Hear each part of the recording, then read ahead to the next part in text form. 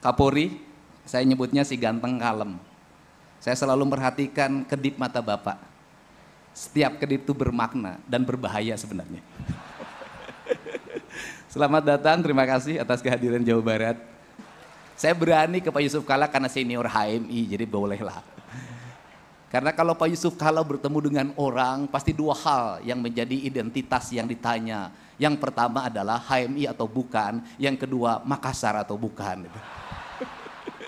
Assalamualaikum warahmatullahi wabarakatuh. Sampurasun.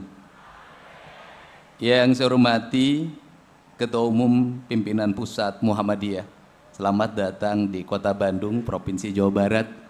Semoga Bapak senantiasa sehat dan terus memiliki spirit yang kuat untuk menjaga marwah dan kehormatan Muhammadiyah. Ciri dari pemimpin Muhammadiyah itu satu, yayasannya besar, rumah sakitnya mewah, tapi pemimpinnya sederhana. Yang saya hormati orang tua kita bersama, Wakil Presiden Republik Indonesia, Pak Yusuf Kalla, ucapkan terima kasih. Yang saya hormati Wakil Ketua Majelis Permusyawaratan Rakyat Republik Indonesia, saya ucapkan terima kasih, Pak Hidayat Nur Wahid. Ini senior saya dalam politik, meski partainya beda, Pak Menko Pangan, politisi sepanjang zaman, senantiasa eksis dalam setiap episode kepemimpinan dan seluruh jajaran para menteri, wakil menteri kabinet merah putih. Saya ucapkan terima kasih dan selamat datang di Jawa Barat. Pak Kapolri, saya nyebutnya si ganteng kalem. Saya selalu memperhatikan kedip mata Bapak. Setiap kedip itu bermakna dan berbahaya sebenarnya. Selamat datang, terima kasih atas kehadiran Jawa Barat. Seluruh keluarga besar Muhammadiyah dari mulai kecamatan, kabupaten, dari seluruh Indonesia yang hadir pada kesempatan siang hari ini. Semoga sehat, dan buat ibu-ibu yang di sebelah sana, emak-emak, teteh-teteh, saya ucapkan juga selamat datang. Pertama tadi saya bingung, ini Milad Muhammadiyah apa pagelaran seni? Ternyata Muhammadiyah itu memiliki nilai estetika lokalitas yang sangat tinggi. Saya nggak tahu, mungkin karena gubernurnya saya jadi perbanyak kesenian. Dan Pak Ketua Umum, saya sampaikan bahwa saya boleh cerita secara personal. Sebelum saya bicara di tempat manapun di universitas, sebelum menjadi gubernur, Universitas Muhammadiyah lah yang pertama mengundang saya. Untuk itu kata orang Sunda, kudu ngukur kakujur, kudu boga rasa jeung rumasa. Maka saya di 2026 nanti saya akan berikan 40 beasiswa S1 gratis bagi keluarga besar Muhammadiyah dan biayanya ditanggung oleh Gubernur Jawa Barat. Dan tadi saya juga melihat alunan membaca ayat suci Al-Quran, kemudian paduan suara pagelaran seni. Boleh dong kalau saya ngasih beasiswa. Yang baca ayat suci Al-Quran sampai S2 saya gratiskan kuliahnya. Yang paduan suara saya kasih bonus 25 juta. Yang tadi tari karena banyak jumlahnya saya kasih 50 juta ya. Biar pada lebih semangat, dan buat yang tepuk tangan saya doakan masuk surga.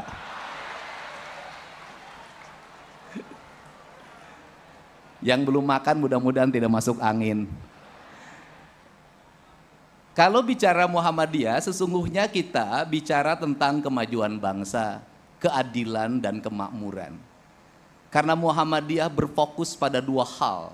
Satu, peningkatan kualitas pendidikan rakyat yang ditandai dengan banyaknya rumah sakit yang berikan layanan pada seluruh masyarakat. Yang kedua, banyaknya lembaga pendidikan yang bertujuan untuk mencerdaskan kehidupan rakyat. Maka sesungguhnya, ini ada Menteri Pendidikan Dasar dan Menengah, ini bestie saya urusan pendidikan. Maka sesungguhnya Muhammadiyah sudah mengambil peran dari negara untuk mendorong agar negara memiliki beban yang ringan dalam menyelesaikan problematika bangsa.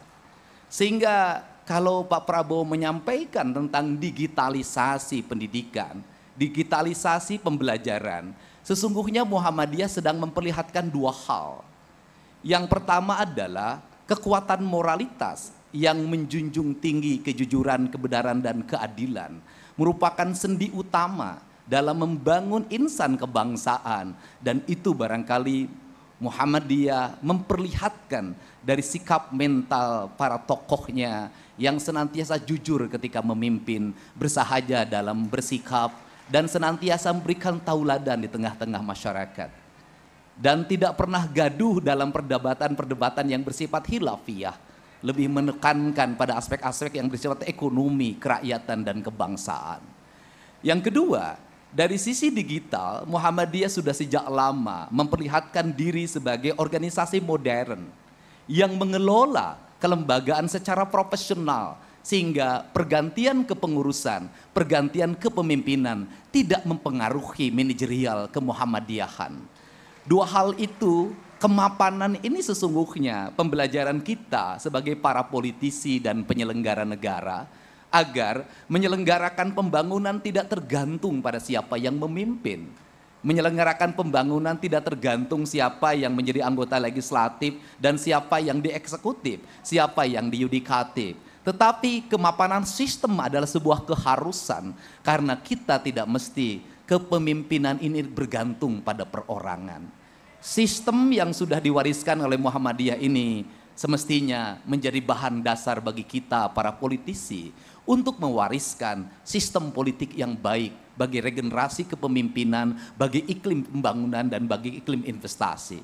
Untuk itu, di ulang tahun yang diselenggarakan pada saat ini dalam bahasa Indonesia, dalam bahasa Muhammadiyahnya milad, dalam bahasa Sundanya milang kala.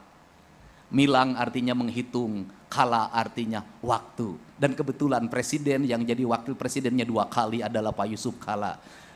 Karena Pak Yusuf Kalla ini orang yang pandai berhitung waktu, kapan dia terbit dan kapan harus diam. Itulah Pak Yusuf Kalla. Saya berani ke Pak Yusuf Kalla karena senior HMI, jadi bolehlah. Karena kalau Pak Yusuf Kalla bertemu dengan orang, pasti 2 hal yang menjadi identitas yang ditanya. Yang pertama adalah HMI atau bukan, yang kedua Makassar atau bukan.